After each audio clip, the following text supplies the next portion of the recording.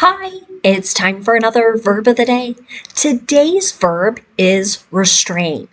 And this verb was suggested by the viewer Luis. Luis, thank you so much for this great idea. Now, let's take a look at some of the definitions or ways that you might encounter the verb restrain. The first way you might hear or see it used can mean to prevent someone or something from doing something. Another way to think about this is you are physically keeping something under control, or you're physically keeping someone or something within certain limits. We're going to see some examples of this as we move through the video, but really it's stopping someone from doing something. A second way you might encounter this verb means to prevent oneself from displaying or giving way to a strong urge or emotion. So, when I think about this particular definition, one of the first things that came to mind was something that has actually happened in the last week. I had a student bring in a lot of candy, a lot of chocolate candy, which I love. But I had to kind of prevent myself from giving way to the urge to eat it all, right? So I had to restrain myself. Another way that gets used, that second definition, again, is sort of like keeping a strong emotion in check. And I think many ways you'll see it are to keep a strong negative emotion. So you might think anger, sadness, because generally people don't feel the need to restrain a smile or a rather happy feeling. But there could be times where that is used. A third way you might see the verb restrain used can mean to deprive someone of freedom of movement or their personal liberty. You might think here in connection to prisoners or really any time maybe a kidnapper is not allowing someone to move. That verb will be used to describe the action. Now, a fourth way you might see or hear restrain used can mean to hold a person or part of their body down and back while in a vehicle seat, right? So you might think of here a seat belt, right? It is keeping you sort of safe, secure in one spot while a car or other automobile is operating. For now, you should know that restrain is a regular verb. If you want to make the progressive form of this verb, all you need to do is add ing, and that forms restraining. The past tense and the participle form of our verb can be made by adding ed. Now, the base verb, restrain, ends in a voice end sound. This means that ed ending is just going to make a d sound, and I'm not going to add an extra syllable when I say it. The past tense and the participle form of the verb should sound like this: restrained, restrained. Okay. Now, there's just one phrasal verb you might encounter, but it has more than one meaning. So let's take a look at the phrasal verb restrain from. One way to use it is to describe the action of resisting or holding back from doing something. An example of this: they restrained themselves from asking too many questions, right? So they're kind of, I'm just going to stay quiet and not ask every single question I have. A second way to use restrain from can mean to prevent or hold someone back from doing something. This relates most closely to that first definition of the verb that we looked at.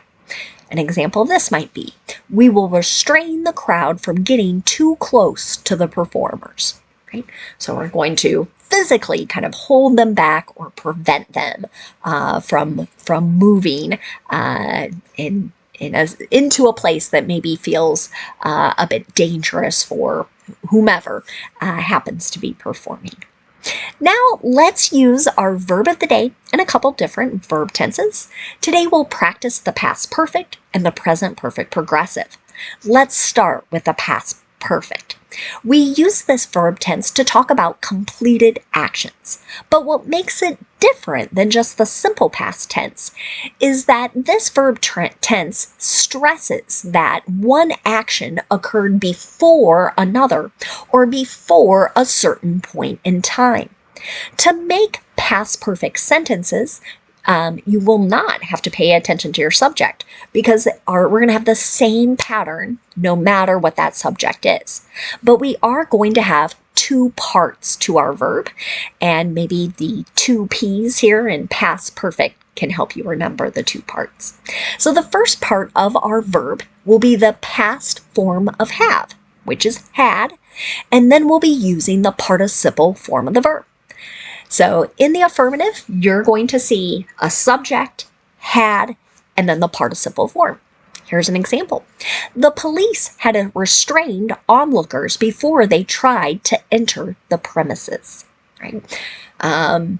Maybe there's some kind of an emergency. People are excited or interested to help, but sometimes having too many people help in an emergency situation actually creates more of a problem. So perhaps they're preventing their ability to access in order to keep things a bit more orderly. Now, if you want to make a negative past perfect sentence, you're going to start with your subject, use had not, and then the participle form the verb. You might also see the contraction hadn't, and then the participle. Here's another example. The woman said the alleged criminal had not restrained her against her will. That might go back to that third definition, meaning like a lack of freedom of movement. Okay. Finally, let's look at making a yes or no question in the past perfect. To do this, we'll see had, then we're going to see our subject, and then the participle form of the verb. Here's an example of that. Had they restrained their frustration earlier in the day? Okay, so that's back to kind of keeping a particular feeling or emotion to ourselves. Now let's move on and talk about making sentences in the present perfect progressive. We use this verb tense to talk about actions that started in the past and continue into the present, and they may even continue into the future. Many times we're using this verb tense to stress the length of time that this particular action has been ongoing. To make sentences in the present perfect progressive, we need to pay attention to our subject, but the three P's here can help you remember you will also need three parts to make the verb. So if your subject is I, you, we, or they, you'll use have, been, and then the ing form of the verb. But if your subject is he, she, or it, use has been, and then that ing form of the verb.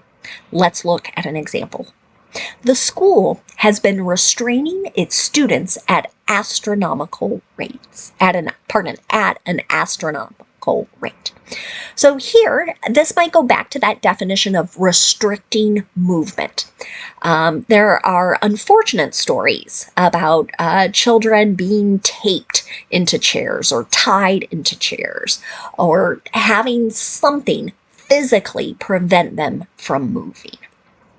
And generally, when news of this gets out, right, it's quite a scandal and a large problem. People usually end up disciplined because many times it just is not appropriate. Now let's look at a negative present perfect progressive sentence. Again, we must pay attention to our subject because our subject will tell us what comes next. It's either have or has, then not, then the participle been, and then the ing form the verb. Here's another example. They haven't been restraining their dog in the car. Right? That might go back to the fourth definition. So no sort of seatbelt or no type of protection, keeping the animal restrained in the moving vehicle. Finally, let's look at making a yes or no question in the present perfect progressive. To do this, what you should do is start with have or has, then you're going to have your subject, then the participle been, and then our ing form the verb. Here's another example. Have you been restraining your sarcasm at work? Sarcasm can be sort of as someone delivers something in a particular way, but they really mean the opposite of what they're saying, right? So if you saw someone with really messy hair, maybe dirty clothes, someone said, "Oh, you look great," right? They don't really mean that. That would be an example of sarcasm. And not everybody enjoys that or appreciates, and it might not be right professionally to incorporate that in certain environments. So that is what is being spoken about in that particular question. Now, I forgot to mention, sometimes present perfect continuous is used in textbooks or in other videos, and that's okay. It means exactly the same thing, and I try to always remember to make a note of that on the screen. So if you were confused, my apologies, but present perfect progressive, present perfect continuous, same thing. Now let's move on and talk about some words that are related to our verb restrain. And the first word we're going to talk about is the noun restraint. So there is a spelling change here. Hopefully you could hear that ending T sound. When we use this noun, restraint, it can have a few different meanings. The first way to use it is to talk about some type of measure or condition that keeps someone or something under control or keeps them within certain limits. An example of this might be, let's discuss the financial restraints of this proposed budget. Here, kind of the conditions that might be keeping spending under control. A second way to use the noun restraint is to talk about deprivation or restriction of personal liberty or the freedom of movement, just like the earlier definition of the verb. So an example of this might be, it's inappropriate for long-term care facilities to use restraints without medical orders. Long-term care facilities are used to provide assistance for the activities of daily living for individuals who are not able to do that themselves. So it could be things like dressing themselves, feeding themselves, bathing, going to the bathroom, etc. You may have heard these facilities called nursing homes. That term isn't quite as popular now, but this is a true statement, just like I mentioned earlier, that when we hear news of schools restraining students, right, that's kind of a no-no. Without some sort of medical order, it is also inappropriate for caregivers just to decide, I'm going to secure or tie this person in a chair so they can't get up and move. Third way to use the noun restraint can refer to self-control. An example of this, the victim's family exercised restraint throughout the trial. So might sort of think of, I'm afraid this sentence is probably describing a rather sad situation. Maybe someone has been injured, murdered, something of that nature. But despite some, I would imagine, very strong feelings they might have towards the person who allegedly harmed their loved one, right? They have tried to keep their emotions under control, and they haven't had loud outbursts or approached the person, threatened them, done something of that serious kind of nature. Another related noun that you might hear about is a restraining order. This is a legal term. It refers to a temporary court order that has been issued to prohibit an individual from carrying out a particular action. And that might include approaching a person, being within so many feet of them, or contacting a particular person. So it could be done to provide greater safety and security for that person. An example of this, and I did see this in another newspaper articles kind of recently.